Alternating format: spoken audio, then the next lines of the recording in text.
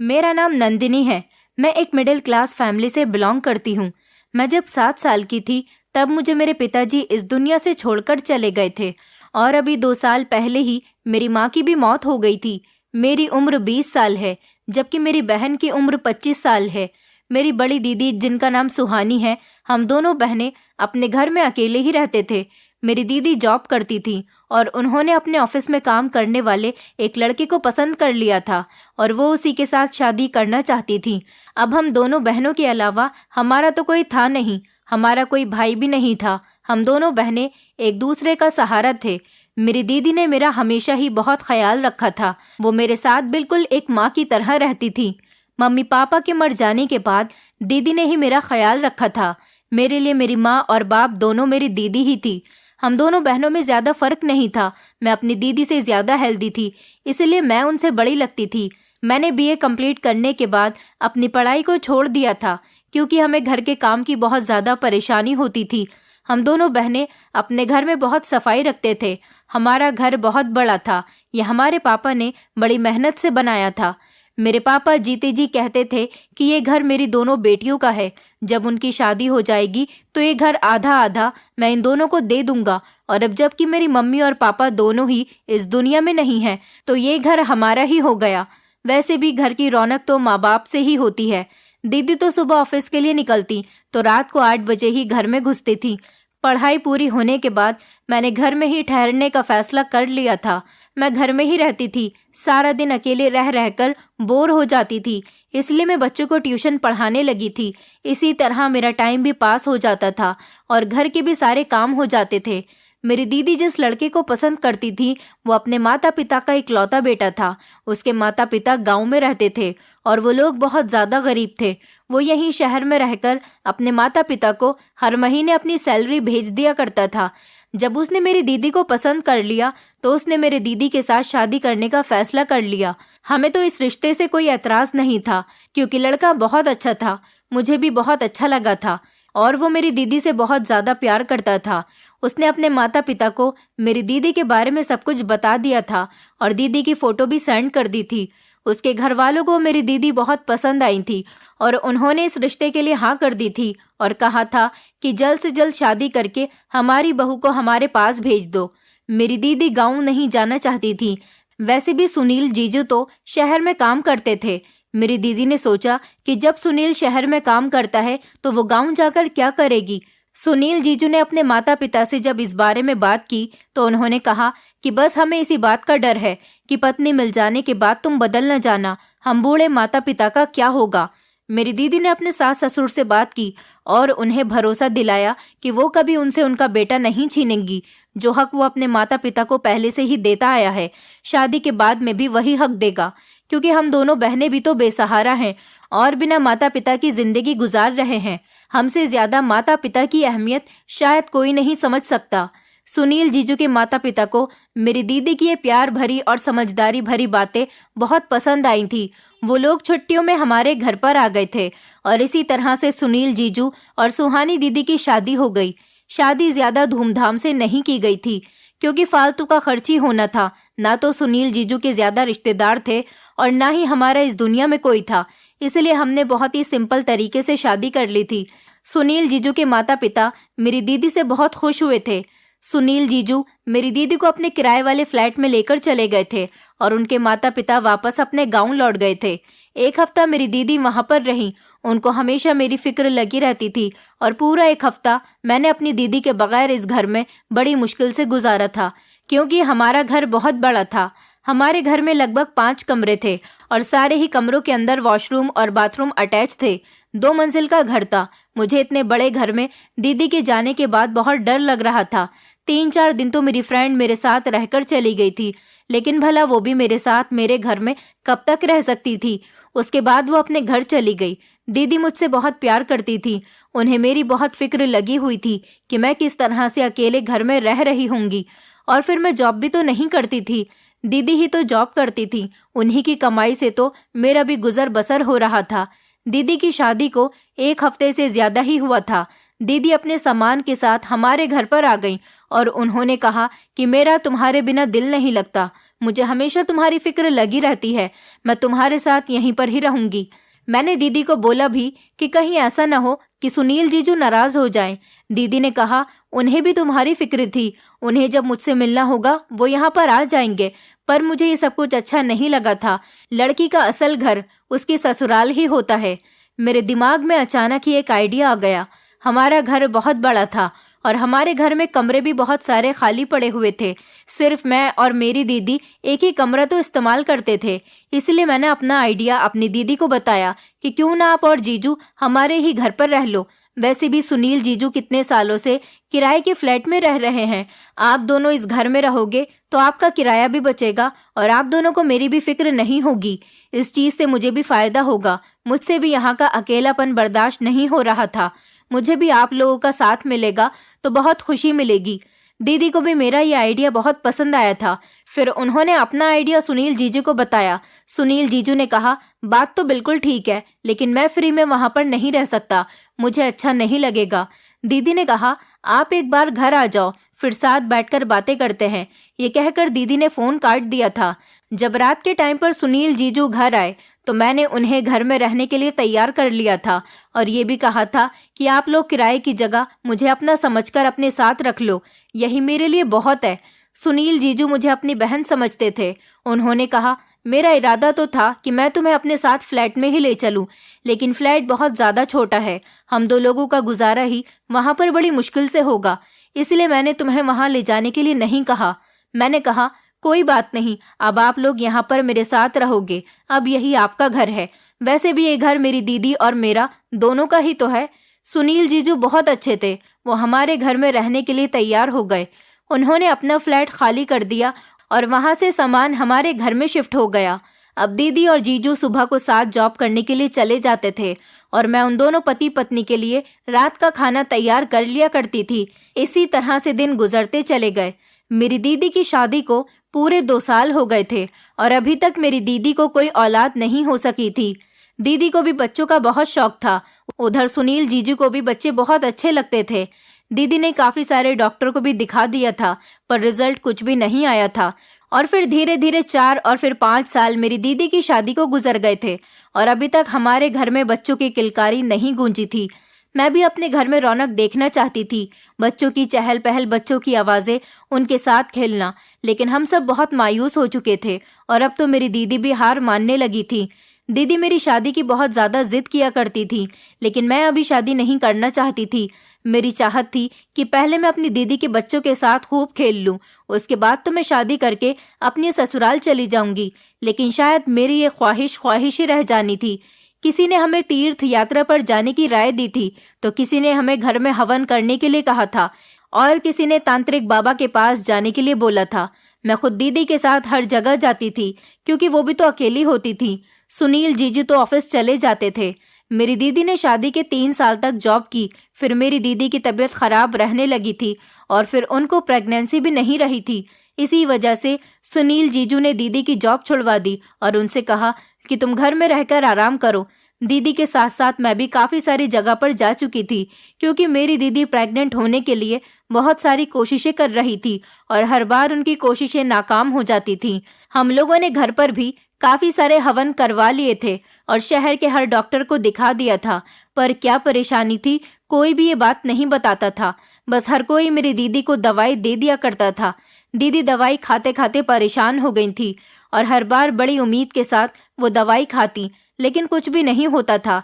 दीदी ने मन्नत मांगी हुई थी कि उनके पास बच्चा आ जाएगा तो वो मंदिर जाकर बहुत सारे गरीबों को खाना बांटेंगी, लेकिन इससे भी कोई नतीजा नहीं निकल रहा था।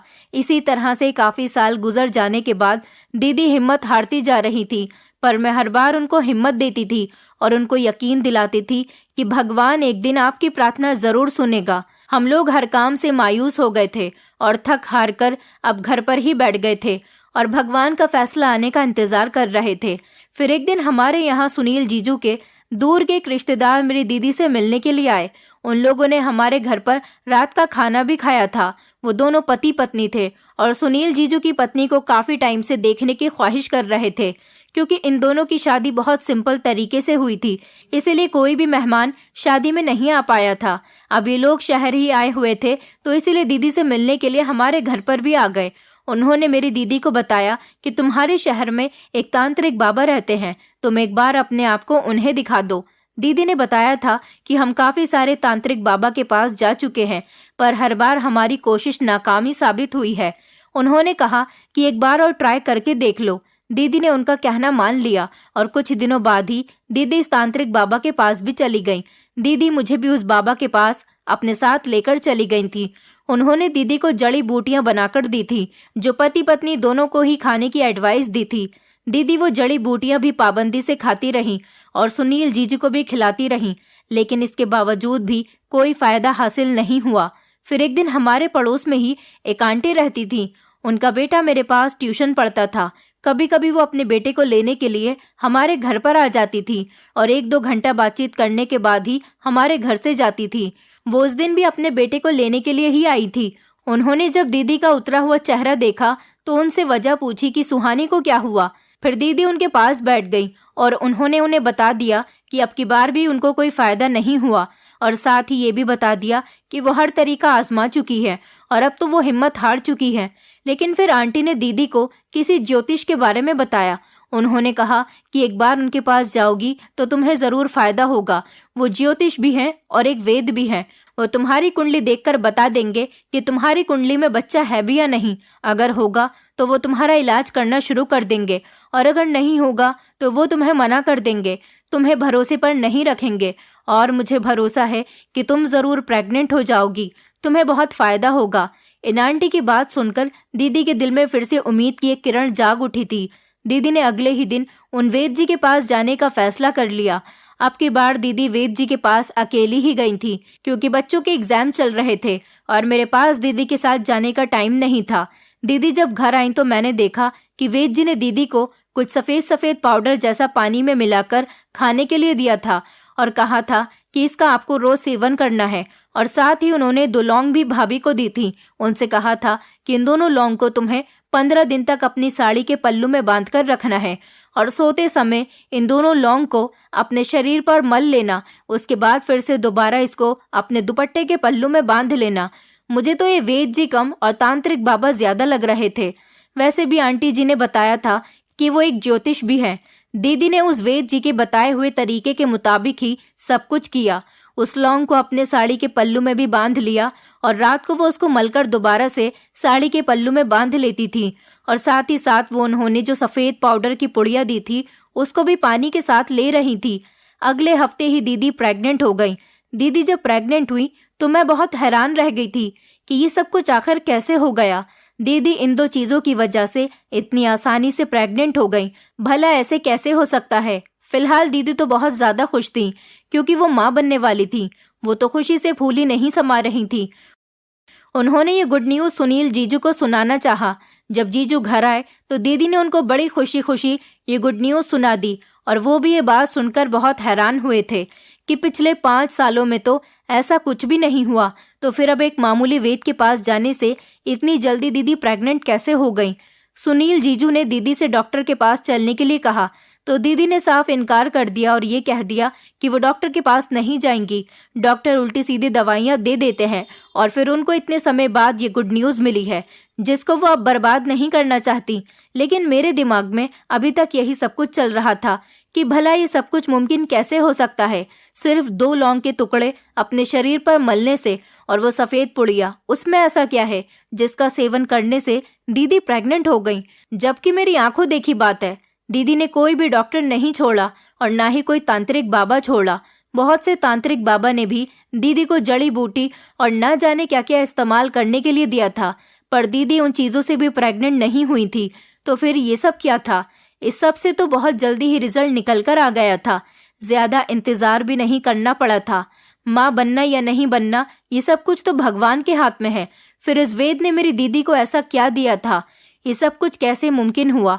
मेरी तो कुछ भी समझ में नहीं आ रहा था। मुझे दीदी की हरकतें भी बड़ी अजीब सी लगने लगी थी। और तो और हैरानी की बात ये थी कि 15 दिन गुजरते ही दीदी का पेट भी बढ़ता हुआ नजर आने लगा था। मैं बहुत ज्यादा हैरान रह गई थी कि भला प्रेग्नेंट लेडी का पेट भी तीसरे या चौथे महीने में बाहर निकलने लगता है, पर मेरी दीदी का पेट तो 15 दिन के बाद ही बढ़ना शुरू हो गया था। मैं अगर दीदी से कुछ कहती तो वो मुझे डांट देती थी और कहती थी कि तुम ज्योतिषी जी पर शक कर रही हो। उन्होंने मेरी कुंडली देखकर बताया था कि तुम्हारी कुंडली में माँ बनने का सुख बहुत जल्दी है, तुम जल्दी ही माँ बन जाओगी। और उनकी कही हुई बात बिल्कुल सही साबित हुई। देखो, मुझे एक हफ्ते बाद ही गुड न्यूज मिल गई। मैंने अब दीदी से इससे रिलेटेड कोई भी सवाल पूछना बंद कर दिया था, लेकिन अब मुझे ये राज जानने का इंटरेस्ट जागने लगा था। मैं जानना चाहती थी कि भला ये सब कुछ इतनी जल्दी कैसे हो गया। जो इतने सालों में नहीं हुआ वो एक हफ्ते में कैसे हो गया। एक दिन मेरी दीदी बाथरूम में नहाने के लिए गई थी और उन्होंने अपनी वो साड़ी उतारकर बाथरूम में ही टंगी रहने दी, जिस साड़ी के पल्लू में वो 2 लौंग बंधी हुई थी। मैं पहले किचन में गई और मैंने गरम मसाले के डिब्बे से 2 लौंग निकालकर अपने हाथ में रख ली और फिर व्हाइट सोडा निकाला, उसकी कुछ पुड़िया बनाई और जाकर दीदी की असली वाली पुड़िया अपने पास रख ली और वो व्हाइट सोडे वाली पुड़िया से बदल दी। उसके बाद मैंने जल्दी से बाथरूम में जाकर दीदी की साड़ी के पल्लू में किचन से लाई हुई लौंग उनके पल्लू में बांध दी और जो लौंग उनके पल्लू में पहले से ही बंधी हुई थी वो अपने पास रख ली। मैंने वो पुड़िया पानी के साथ ली और उसके बाद वो लौंग भी अपने दुपट्टे के पल्लू में बांध ली। मैं भी देखना चाहती थी कि आखिर इतनी जल्दी असर कैसे होता है। मुझे पता था कि मेरे ऊपर तो कोई असर हो ही नहीं सकता था, क्योंकि मैं तो शादीशुदा भी नहीं थी। ये सब किए हुए मुझे लगभग 4-5 दिन हो गए थे और मुझे कुछ भी नहीं हुआ था। मैं बहुत ज्यादा बेफिक्र हो गई थी और समझ गई थी कि ये ज्योतिष मेरी दीदी को बेवकूफ बना रहा है। मैं यही सब कुछ सोच रही थी। रात का टाइम था और फिर मैं सो गई। जब सुबह मेरी आंख खुली तो ये देखकर मेरे पैरों तले से जमीन निकल गई कि मेरा पेट दीदी की तरह बड़ा हुआ था। इसका मतलब मैं भी प्रेग्नेंट हो गई थी। मैं बहुत परेशान हो गई थी कि मेरे पेट को अचानक क्या हो गया। मेरा पेट बिल्कुल प्रेग्नेंट लेडी की तरह हो गया था। मैं परेशान थी कि मेरी तो अभी तक शादी भी नहीं हुई, फिर मैं प्रेग्नेंट कैसे हो सकती हूँ। मैं अब बिल्कुल प्रेग्नेंट औरत की तरह लग रही थी। अब मैं दीदी और जीजू के सामने भी नहीं आती थी और मुझे रह रहकर ये ख्याल आ रहा था कि मैं दुनिया वालों से कैसे नजर मिलाऊंगी। कोई भी मेरी बात पर यकीन नहीं करेगा। मैंने बच्चों के पेरेंट्स को भी फोन करके मना कर दिया था कि वो ट्यूशन पढ़ने के लिए ना आए। मैं कुछ दिनों के लिए कहीं बाहर जा रही हूँ। बच्चों से तो मेरी जान छूट गई थी, लेकिन जो घर के लोग थे उनसे मैं अपनी जान कैसे छुड़ाती। मैं सारा दिन अपने कमरे में ही रहने लगी थी। अपना पेट भी सबसे छुपा कर रखती थी। जैसे जैसे दिन बीत रहे थे मेरा पेट भी बाहर निकलता चला जा रहा था और इसी तरह का पेट दीदी का भी हो रहा था। उनका पेट बढ़ना तो प्रेगनेंसी की निशानी था, पर भला मेरे साथ ये सब कुछ क्या हो रहा था। मुझे कोई देख न ले इसलिए मैं कमरे से बाहर भी नहीं निकलती थी। दीदी जब मुझे किसी काम के लिए आवाज लगाती तो मैं कोई ना कोई बहाना बनाकर बाहर ना आने पर उनसे इनकार कर दिया करती थी। जीजू भी दीदी से मेरे बारे में पूछते थे कि नंदिनी कहीं दिखाई नहीं दे रही। आजकल वो मुझसे बातचीत भी नहीं करती है। दीदी ये कह देती थी कि शायद उसकी तबीयत ठीक नहीं है, कमरे से ज्यादा बाहर ही नहीं निकलती। काफी दिन तक तो मैंने ये सब कुछ संभाल लिया था, लेकिन एक दिन दीदी मेरे कमरे में आ ही गई थी और मुझे देखकर बहुत हैरान रह गई थी। उन्होंने मेरे मुंह पर थप्पड़ भी मार दिया था और कहा था कि अगर ऐसी कोई बात थी तो तुम हमें भी तो बता सकती थी। हम खामोशी से तुम्हारी शादी कर देते, पर तुम्हें हमारी इज्जत पर दाग लगाने की क्या जरूरत थी। मैं बहुत ज्यादा शर्मिंदा हो रही थी और मेरी समझ नहीं आ रहा था कि दीदी को किस तरह से अपनी सच्चाई का यकीन दिलाऊं।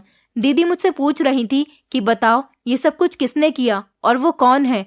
मुझसे उनको कुछ बताया ही नहीं जा रहा था और मैं रोने लगी। मेरी आंखों से लगातार आंसू निकल रहे थे। दीदी के बहुत ज्यादा जिद करने पर मैंने उनको बताया कि आपको जो पुड़िया वाली दवाई वेद जी ने दी थी और जो लौंग आपके पल्लू में बांधने के लिए दी थी, वो लौंग मैंने आपके पल्लू से चोरी करके अपने पल्लू में बांध ली थी और आपकी पुड़िया वाली दवाई को भी मैंने बदलकर असली वाली पुड़िया की दवाई को खा लिया था। मैं ये जानना चाहती थी कि आप अचानक इतनी जल्दी प्रेग्नेंट कैसे हो गई थी। बस इसी सब की वजह से मेरा पेट बाहर निकल आया। दीदी मैं आपसे हाथ जोड़कर रिक्वेस्ट करती हूँ कि अपनी बहन पर भरोसा रखो। आपकी बहन ने कभी कुछ भी गलत करने के बारे में सोचा तक नहीं। जो मैं बता रही हूँ वही सच है। यही वजह है कि मेरा पेट प्रेग्नेंट लेडी की तरह लगने लगा। दीदी को भी ये सब कुछ सुनकर बहुत हैरत हुई थी कि मैं तो शादीशुदा भी नहीं थी, फिर मेरे साथ ऐसा कैसे हुआ। फिर दीदी ने मुझे कहा कि तुम अभी कुछ दिन तक अपने कमरे में ही रहना और बिल्कुल भी तुम्हें बाहर निकलने की जरूरत नहीं, चाहे कुछ भी हो जाए, लेकिन तुम अभी कमरे से बाहर मत आना। मैंने दीदी से कहा, अगर घर पर कोई आ गया और उसने मेरे बारे में पूछा तो? दीदी कहने लगी, मैं उन्हें खुद संभाल लूंगी। मैंने दीदी की कही हुई बात पर यकीन कर लिया था। मुझे अपने ट्यूशन के बच्चों की छुट्टी करते हुए काफी दिन हो गए थे, इसलिए उनके पेरेंट्स का आना जाना हमारे घर पर लग रहा था और वो मेरे बारे में पूछ रहे थे। दीदी ने काफी लोगों को तो ये कहकर रवाना कर दिया था कि मैं शहर से बाहर गई हुई हूँ, कुछ दिनों बाद ही वापस लौटूंगी। कोई भी घर पर आता था तो मैं अपने कमरे से बाहर ही नहीं निकलती थी, लेकिन भला ये राज कब तक छुपता? कभी न कभी तो सबके सामने आना ही था। और फिर एक दिन आ भी गया था। एक दिन फिर से एक बच्चे की मम्मी हमारे घर पर आई, लेकिन वो तो हमारे घर पर जमकर ही बैठ गई थी। दीदी ने उन्हें बताया और उनके सामने चाय नाश्ता भी रख दिया। अब वो दीदी से बातें कर रही थी कि अचानक उन्हें हमारा पूरा घर देखने का ख्याल आ गया। दीदी ने उनसे बहुत सारे बहाने बनाए और ऊपर के पोर्शन वाले सारे कमरे दिखा दिए, लेकिन वो नीचे वाला कमरा भी देखना चाहती थी जिस कमरे में मैं थी। और वो समझ गई थी कि मेरी दीदी उनसे कुछ छुपा रही है। उस औरत को मेरी दीदी बहुत अजीब सी लग रही थी। फिर वो हुआ जिसके बारे में मैं सोच भी नहीं सकती थी। दीदी के पास अचानक किसी की कॉल आ गई। वो फोन पर बात करने में बिजी हो गई और उस बच्चे की मम्मी ने कमरे का दरवाजा खोल ही लिया और वो मेरे कमरे के अंदर आ गई। उनकी नजर जैसे ही मुझ पर पड़ी वो हैरान रह गई थी। मैं भी उन्हें देखकर हक्का बक्का रह गई थी कि अब क्या होगा। अब तो मेरी इज्जत सिर्फ भगवान के हाथ में ही थी। फिर ऐसा हुआ कि अचानक उस औरत के मोबाइल पर किसी की कॉल आने लगी और कॉल आने वाले इंसान ने बताया कि उनकी बेटी की बहुत ज्यादा तबीयत खराब है। वो फौरन उल्टे पैरों हमारे घर से भागी चली गई। तब जाकर हमारी सांस में सांस आई थी। अब दीदी ने कहा कि इसका जल्द से जल्द कोई सॉल्यूशन निकालना होगा, वरना हम किसी को मुंह दिखाने के काबिल नहीं रहेंगे। इस टाइम तो भगवान ने हमारी इज्जत को बचा लिया था, लेकिन आगे क्या होने वाला था ये तो हमें भी नहीं पता था। दीदी ने सुनील जीजू को बताने का फैसला किया तो मैं बहुत डर गई थी। मैं नहीं चाहती थी कि उनको इस बारे में पता चले, क्योंकि मुझे पता था कि वो भी अपनी साली को गलत ही समझेंगे और सोचेंगे कि जरूर उनकी साली का किसी के साथ अफेयर चल रहा है और ये सब कुछ किसी लड़के का ही किया धरा है। दीदी ने मुझे तसल्ली दी और कहा कि मैं तुम्हारे साथ हूँ। मुझे पता है कि तुमने कुछ नहीं किया, तो फिर तुम्हें डरने की कोई जरूरत नहीं। लेकिन ये कोई छोटी बात नहीं थी, एक कुंवारी लड़की का प्रेग्नेंट होना। दीदी ने कहा कि सुनील को तो बताना ही पड़ेगा, आखिर उनके अलावा हमारा कोई है भी तो नहीं। उन्हें बिना बताए इस चीज का सॉल्यूशन कैसे निकालेंगे। और फिर दीदी ने इस बारे में सुनील जीजू को बता दिया था। जीजू मुझ पर बहुत ज्यादा गुस्सा हुए थे। मुझे पता था कि उनको भी दवाई वाली बात पर यकीन नहीं आएगा और उनका भी यही कहना था कि तुम्हारी बहन ने बहुत गलत कदम उठाया है। मैं बहुत शर्मिंदा थी कि अनजाने में मैंने इतनी बड़ी गलती कैसे कर दी। दीदी ने जीजू को बहुत समझाने की कोशिश की, जिस पर उन्होंने कहा कि तुम मुझे अपनी बहन की साइड लेकर बेवकूफ बनाने की कोशिश कर रही हो, और उन्होंने दीदी की किसी बात पर यकीन नहीं किया। जीजू हम दोनों बहनों से बहुत ज्यादा नाराज हो गए। अब दीदी ने जीजू से कहा था कि डॉक्टर के पास चलते हैं, जरूर हमें इस प्रॉब्लम का सॉल्यूशन मिल जाएगा। लेकिन जीजू ने इस बात का कोई जवाब नहीं दिया और वो अपने कमरे में चले गए थे और मैं भी अपने कमरे में चली गई थी और बहुत रोई थी कि ये सब कुछ मेरे साथ क्या हो रहा है। मैं जीजू की नजरों में भी गिर गई थी। मैंने जीजू को अपना भाई मान लिया था और उनको मेरी बात पर यकीन करना चाहिए था, बल्कि इस परेशानी के कड़े वक्त में उनको मेरा साथ देना चाहिए था। पर वो तो नाराज ही हो गए थे। मैं उनसे नजरें मिलाने के काबिल नहीं रही थी। जीजू मुझे जब कमरे से बाहर देखते तो दीदी पर गुस्सा करते थे और उनसे कहते थे कि अपनी बहन को कमरे के अंदर लेकर जाओ, मुझे इसकी शक्ल भी नहीं देखनी। जब मैं घर आया करूं तो ये मेरे सामने ना आया करे। दीदी ने रात के टाइम पर जीजू को सब कुछ समझाया था कि वो लड़की है, हमें उसका साथ देना चाहिए और उसकी परेशानी को दूर करना चाहिए, वरना उससे कौन शादी करेगा। फाइनली जीजू मुझे डॉक्टर के पास ले जाने के लिए तैयार हो गए थे, लेकिन जीजू ने दीदी से सख्ती से मना किया था कि दिन के टाइम पर तुम इसे अपने साथ घर से बाहर लेकर मत निकलना, मौका देखकर ही तुम इसे डॉक्टर के पास लेकर जाना। दीदी मुझे मौका देखकर डॉक्टर के पास ले आई थी। मैं बहुत घबरा गई थी कि अब क्या होगा मेरे साथ। डॉक्टर के क्लिनिक पर काफी भीड़ थी। वहां पर हम लोग लगभग 1 घंटा बैठे रहे थे, लेकिन जब हमारा नंबर आने लगा तो डॉक्टर के चेकअप करने का टाइम खत्म हो गया था और अब हमें कल फिर से दोबारा यहाँ पर आना था। हम लोग घर चले गए थे। हम लोग घर आए तो जीजू ने दीदी से पूछा कि क्या हुआ, डॉक्टर ने क्या बताया, जिस पर दीदी ने बताया कि डॉक्टर के चेकअप का टाइम खत्म हो गया था, इसलिए हम घर को वापस आ गए और अब हम कल फिर से जाएंगे। मेरी ये रात बड़ी भारी गुजरी थी और मुझे दिन निकलने का इंतजार था। मैं सारी रात जागती रही थी। मुझे इंतजार था कि कब सुबह होगी और मेरी मुश्किल खत्म होगी। फिलहाल सुबह हो गई थी और मैं लगभग 10 बजे के टाइम पर दीदी के साथ डॉक्टर के क्लिनिक पर फिर से चली गई थी। हम लोग चेकअप करवाने के लिए घर से निकल गए थे। दीदी ने अपना चेकअप नहीं करवाया था। मेरा नंबर आ गया था और मेरी हालत बहुत बुरी हो रही थी और मुझे पसीने छूट रहे थे। डॉक्टर मुझे अपने साथ चेकअप के लिए ले गई थी। मेरा चेकअप हो गया था। मुझे तो बाहर भेज दिया गया था, लेकिन डॉक्टर काफी देर के बाद बाहर आई थी और कुछ परेशान लग रही थी। दीदी के पूछने पर डॉक्टर ने कोई सही जवाब नहीं दिया था और कहा था कि मैं कुछ टेस्ट लिखकर दे रही हूँ, वो टेस्ट करवाने के बाद मेरे पास आना। टेस्ट का पर्चा लेकर मैं और दीदी लैब चले गए थे और हमने टेस्ट करवा लिए थे। टेस्ट की रिपोर्ट हमें अगले दिन मिलने वाली थी और अगले दिन का हमें बेसब्री से इंतजार था, जब हमें लैब से रिपोर्ट मिलनी थी। जैसे तैसे अगला दिन भी निकल चुका था। हम दोनों बेसब्री से लैब से रिपोर्ट मिलने का इंतजार करने लगे थे। दोपहर के 2 बजे मैं और दीदी लैब चले गए थे। वहां से रिपोर्ट्स लेकर हम फौरन डॉक्टर के पास चले गए। डॉक्टर ने रिपोर्ट देखी और बताया कि ये प्रेग्नेंट नहीं है, सिर्फ पेट में इन्फेक्शन हो गया है, जिसकी वजह से पेट फूल गया और पेट के चारों हिस्से पर चर्बी जम गई है। ये बात सुनने के बाद मैंने तो सुकून का सांस लिया था। मैं बहुत ज्यादा बेफिक्र हो गई थी कि चलो अच्छा है, जैसा मैंने सोचा था वैसा कुछ भी नहीं है। डॉक्टर की बात सुनने के बाद दीदी ने अपना चेकअप करवाया, क्योंकि अब दीदी को गड़बड़ महसूस होने लगी थी। जब दीदी का चेकअप हुआ और अगले दिन दीदी की भी रिपोर्ट्स मिली, तो दीदी के तो पैरों तले से जमीन निकल गई थी कि दीदी भी प्रेग्नेंट नहीं है, बल्कि उनका पेट भी मेरी तरह इन्फेक्शन की वजह से ही फूल रहा है। दीदी को अभी यकीन हो चुका था कि वो वेद एक फ्रॉड आदमी है और लोगों को पैसों के नाम पर ठग रहा है, बल्कि अपनी दवाई से वो लोगों के पेट में बीमारियां पैदा कर रहा है। दीदी मेरे सामने बहुत शर्मिंदा हो गई थी। ये बात जब जीजू को पता चली तो वो भी बहुत अफसोस में चले गए थे और उन्होंने मुझ पर जितना भी गुस्सा किया था उसके लिए वो मुझसे माफी मांगने लगे। दीदी ने भी मुझसे कहा था कि मैं भी इतनी समझदार होने के बावजूद भी एक वेद और ज्योतिष जैसे आदमी पर भरोसा कर बैठी। उस आदमी की उस पुड़िया वाली घटिया दवाई की वजह से हम दोनों बहनों के पेट में इन्फेक्शन हो गया था। इस चीज का ट्रीटमेंट तो हमारा शुरू हो गया था। वो आदमी इस तरह से न जाने कितने लोगों को बेवकूफ बना रहा था और उनके पेट में बीमारियां पैदा कर रहा था। मेरी दीदी और जीजू ने मिलकर उस फ्रॉड वेद के खिलाफ पुलिस में केस दर्ज कर दिया। पुलिस ने उसको और उसकी टीम को अरेस्ट कर लिया था, क्योंकि ऐसी न जाने कितनी औरतें थीं जो इस आदमी की घटिया दवाई का शिकार हो गई थी। मेरी दीदी ने भी ये सब कुछ इसलिए किया था क्योंकि वो प्रेग्नेंट नहीं हो पा रही थी और औलाद की खातिर तो औरत सब कुछ कर गुजरने के लिए तैयार हो जाती है। मेरी दीदी ने भगवान से मांगने के बजाय ऐसे लोगों पर भरोसा किया था जिसके हाथ में कुछ नहीं होता और जिन्होंने सिर्फ मेरी दीदी से पैसे ही लूटे थे। मेरी दीदी ने काफी दिनों तक प्रार्थना की और अपनी औलाद के लिए रोती रही। आखिरकार भगवान ने उनकी प्रार्थना सुन ही ली और इस हादसे के लगभग 6 महीने बाद मेरी दीदी प्रेग्नेंट हो गई थी और पूरे 9 महीने होने के बाद मेरी दीदी ने एक प्यारे से बेटे को जन्म दिया।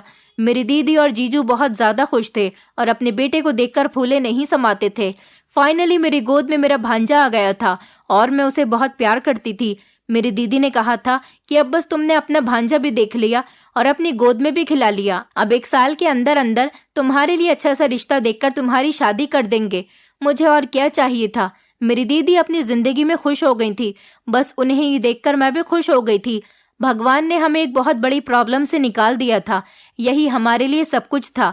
मैं आप लोगों से रिक्वेस्ट करना चाहती हूँ कि ऐसे ढोंगी लोगों का शिकार न हो और बिना किसी भी इंक्वायरी के उनकी उल्टी सीधी दवाइयाँ ना खाएं। जैसा हमारे साथ हुआ ऐसा आपके साथ भी हो सकता है। ऐसा आपके साथ भी हो सकता है। ऐसे लोगों और फ्रॉड लोगों की दवाइयां खाने से बेहतर है कि आप भगवान के आगे बैठकर प्रार्थना करें, उस ऊपर वाले से मांगे जो किसी को निराश नहीं करता और ना ही किसी की प्रार्थना को रद्द करता है।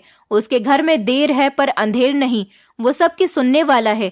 इसीलिए मैं आप लोगों से कहना चाहती हूँ कि फ्रॉड लोगों से बचकर रहें। और अगर आप लोगों को अपने आसपास ऐसा लगता है कि ऐसे फ्रॉड लोग हैं जो लोगों को तरह तरह के झूठे झांसे देकर लूट रहे हैं, तो ऐसे लोगों के खिलाफ कार्यवाही करें और उन्हें अपने एरिया से भगाने की कोशिश करें ताकि वो और लोगों को बेवकूफ न बना सकें। दोस्तों, उम्मीद करती हूँ आपको हमारी कहानी पसंद आई होगी।